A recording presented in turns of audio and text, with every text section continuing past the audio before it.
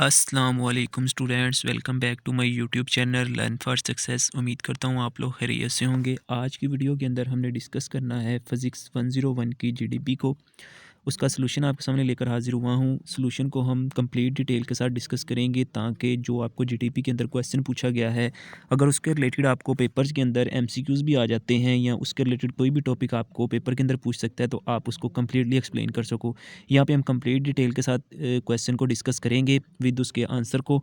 इंशाल्लाह आपके full marks आएंगे। आपने कॉपी पेस्ट नहीं करना, आपने जस्ट यहाँ से आइडिया ले लेना है और अपनी वर्डिंग में इसको लिखना है। इंशाल्लाह आपके फुल नंबर आएंगे। ठीक है। उसकी जो स्टार्ट डेट है वो 13 दिसंबर है और उसकी जो लास्ट डेट है वो 31 दिसंबर है। ठीक है, एक दिन का आपके पास टाइम है। उसके अंदर हमारे पास टॉपिक क्या है जिसके ऊपर हमने जीडीपी को लिखना है, वो टॉपिक क्या है हमारे पास, काफ़ी इंपॉर्टेंट है। Capacitor and battery. वो कहता है capacitor and battery both store electric energy. ठीक है ना। कैपेसिटर भी अपने अंदर इलेक्ट्रिक एनर्जी स्टोर करता है और बैटरी भी अपने अंदर इलेक्ट्रिक एनर्जी जो है ना वो स्टोर करती है। But in their method of doing true identical, क्या इनका मेथड एक जैसा ही होता है? Are they just two name for the same things और हिडन डिफरेंट। वो कहता है कैपेसिटर। अब मैं यहाँ पे आपने इसको रीड आउट कर लेना, मैं बता देता हूँ वो क्वेश्चन क्या पूछ रहा है। वो कहता है कैपेसिटर और बैटरी ये दोनों चीज़ें अपने अंदर इलेक्ट्रिकल एनर्जी स्टोर करती हैं। क्या ये इनका मेथड सेम होता है इलेक्ट्रिकल एनर्जी स्टोर करने का, या इनका अगर मेथड सेम है तो क्या ये दोनों डिफरेंट नेम है, इनका काम एक जैसा ही होता है? आपने बताना है। अगर येस है तो आपने बताना है कि क्यों है। ठीक है, और अगर नो है तो आपने फिर भी इसको जो है ना एक्सप्लेन करना है। यहाँ पे हम कंप्लीट डिटेल के साथ एक्सप्लेन करेंगे, लेकिन जो मैं आपको सॉल्यूशन प्रोवाइड करूँगा आपने कोशिश करनी है कि उसको सेम नहीं लिखना, उसके अंदर थोड़ी सी चेंजिंग करनी है। मैं आपको इतना एक्सप्लेन कर दूँगा कि आप उसके अंदर ईज़िली चेंजिंग जो है ना वो कर सकते हो। उससे पहले हम कुछ इसके इंपॉर्टेंट पॉइंट पढ़ लेते हैं कि उसने क्या-क्या बताया हुआ है इसके अंदर, जिन चीज़ों का हमने ख्याल रखना है। उसने कहा है कि यहाँ पे इसको हम रीड आउट कर लेते हैं कि उसने कहा है कि your advice to prepare your answer and submit above mention date in LMS. वो कहता है एलएमएस के ऊपर जितनी आपको जीडीपी की डेट बताया गया है ना, सिर्फ 31 दिसंबर, उससे पहले-पहले आपने सबमिट करनी है। उसके बाद आपको एक्स्ट्रा टाइम कोई भी नहीं दिया जाएगा। ठीक है। उसके बाद उसने बताया कि इंपॉर्टेंट पॉइंट नेक्स्ट उसने क्या बताया है कि आपकी जो जीडीपी है the maximum word limit for the response should be increase from 130 to 150, यानी कि 130 से लेकर 150 वर्ड के अंदर अंदर आपने जीडीपी का आंसर जो है ना वो कंप्लीट करना है।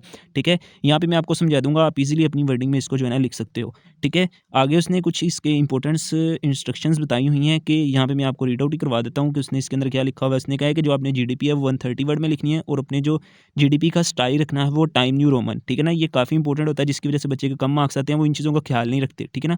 आपने टाइम न्यू रोमन के अंदर इसको लिखना है और इसका जो फ़ॉन्ट साइज़ है वो कितना रखना है, 12 रखना है। ठीक है।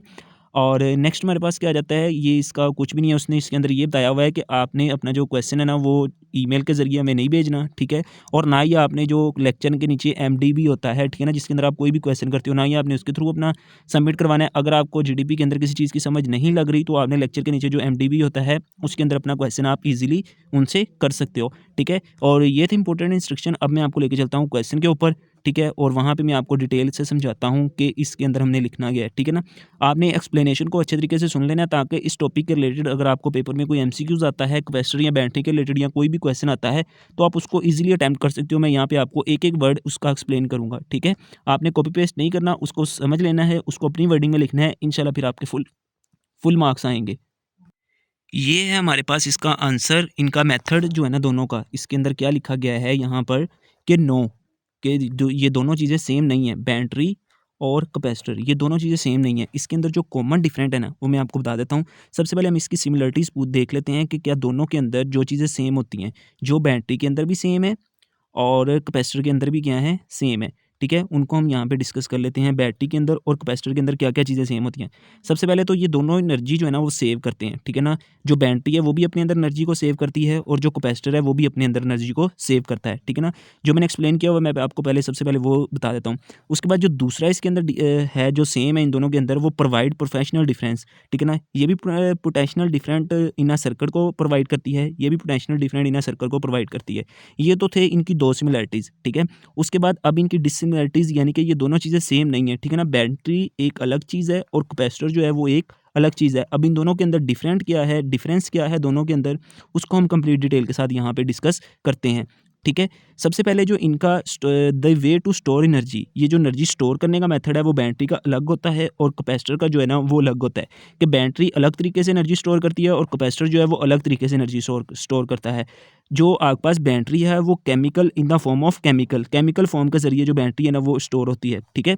और जो आपके पास कैपेसिटर है वो इलेक्ट्रिक फील्ड के ज़रिए जो है ना अपनी एनर्जी स्टोर करता है, ठीक है। अब दोनों में डिफरेंस पहला क्या आ गया कि जो आपके पास बैटरी है वो केमिकल फॉर्म के ज़रिए एनर्जी को स्टोर करती है और जो कैपेसिटर होता है वो आपके पास होता है इलेक्ट्रिक फील्ड के ज़रिए अपनी एनर्जी जो है ना वो स्टोर करता है, ठीक है। उसके बाद जो एनर्जी रिलीज़ करता है ये तो था स्टोर करता है, अब बैटरी आ गई और कैपेसिटर आ गया।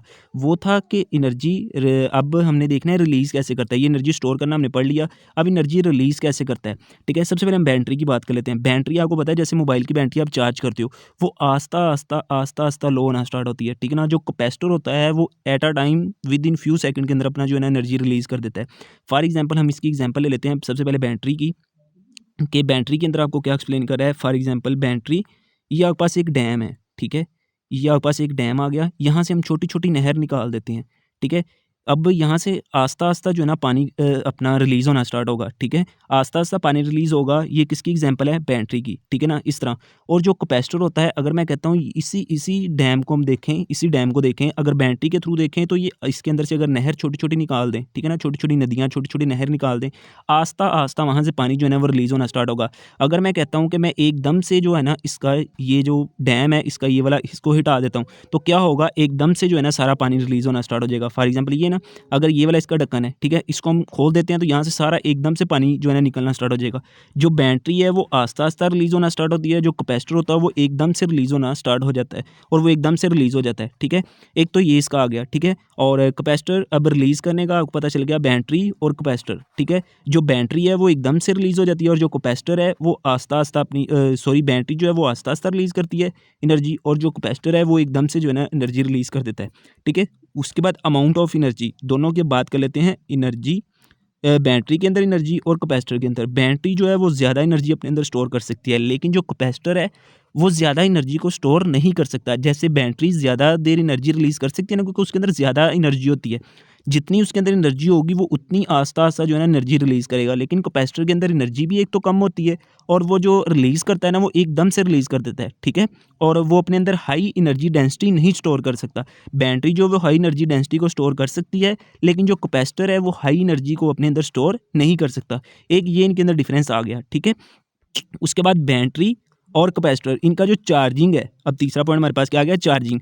जो बैटरी है, अब जो नीचे लिखा हुआ है मैं सारी चीज़ें एक्सप्लेन कर रहा हूँ, उसके बाद मैं आपको रीडिंग करवाऊंगा, आप देखिएगा आपके तमाम।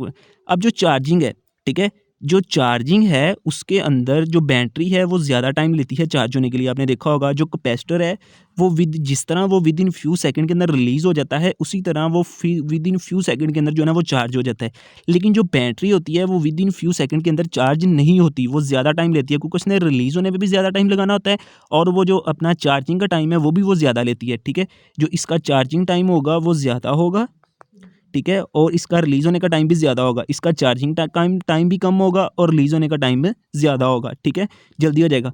और नेक्स्ट हमारे पास आ जाता है डिस्चार्जिंग टाइम, ठीक है। जो बैटरी है, बैटरी और कैपेसिटर, जो बैटरी है वो आस्ता-आस्ता डिस्चार्ज होती है और जो कैपेसिटर है वो विद इन फ्यू सेकंड के अंदर जो है ना वो रिलीज़ हो जाता है, ठीक है।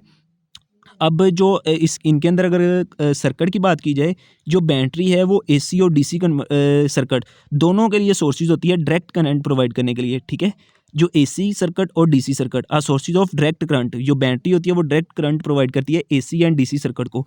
लेकिन जो हमारे पास होता है कैपेसिटर, ठीक है, ये जो कैपेसिटर होता है ये ओनली आपको जो है ना identically use to AC application, ये सिर्फ एसी के लिए यूज़ किया जाता है। ये एसी प्लस डीसी सर्किट दोनों के लिए यूज़ किया जाता है, ठीक है। ये इसकी कुछ सिमिलरिटीज़ थी जो मैंने आपको गाइड कर दिया। अब यहाँ पे मैंने लिखा हुआ है कि बैटरी और कैपेसिटर ये दोनों अलग-अलग चीज़ें हैं, दोनों सेम चीज़ें नहीं हैं। उसने पूछा था अगर ये सेम चीज़ें हैं, अगर येस तो आप बताओ कैसे सेम है, अगर नो तो ये दोनों चीज़ें बताओ कैसे सेम नहीं है, ठीक है। तो यहाँ पे मैंने यही एक्सप्लेन किया है कि नो, ये दोनों चीज़ें सेम नहीं है। उसकी रीज़न मैंने आपको अभी जो बता दिया है, वो सारी एक्सप्लेनेशन मैंने यहाँ पे लिखी हुई है, आपने इसको रीड आउट कर लेना है। और एक बात का आपने ख्याल रखना है, इसको कॉपी पेस्ट नहीं करना। अगर आप कॉपी पेस्ट करोगे तो आपको कम मार्क्स मिलेंगे, अगर आप अपनी वर्डिंग में लिखोगे तो इंशाल्लाह आपको अच्छे नंबर मिलेंगे, ठीक है। और ये इसकी मैंने ट्रांसलेशन कर दी है। उसके बाद मैंने इसको उर्दू में भी लिख दिया है कि मैंने जो चीज़ें आपको एक्सप्लेन की हैं, वो सारी चीज़ें यहाँ पे जो है ना उर्दू में लिखी हुई हैं। आप इनको रीड आउट करके आपने जीडीपी के अंदर काफ़ी स्टूडेंट का ये क्वेश्चन होता है कि क्या जीडीपी के अंदर हमने इस उर्दू की ट्रांसलेशन लिखनी होती है? तो जीडीपी के अंदर आपने उर्दू की ट्रांसलेशन नहीं लिखनी होती, ये जस्ट आपके समझाने के लिए मैंने मेंशन की होती है, ताकि आपको पता चल सके कि हमने इस जीडीपी के अंदर किन-किन चीज़ों को डिस्कस किया है, ठीक है? ये इसकी ट्रांसलेशन है, इसको आपने अच्छे तरीके से रीड आउट कर लेना है। और जो अभी मैंने आपको तमाम चीज़ें समझाई हैं, वो मैंने बेंटी और कैपेसिटर की वो सारी इंग्लिश के अंदर मैंने यहाँ पे टाइप की हुई है। आपने इस चीज़ का ख्याल रखना है, आपने 130 से लेकर 150 तक के वर्ड के अंदर आपने अपनी जीडीपी को सबमिट करवाना है, इससे ज़्यादा आपने वर्ड नहीं लिखने, ठीक है?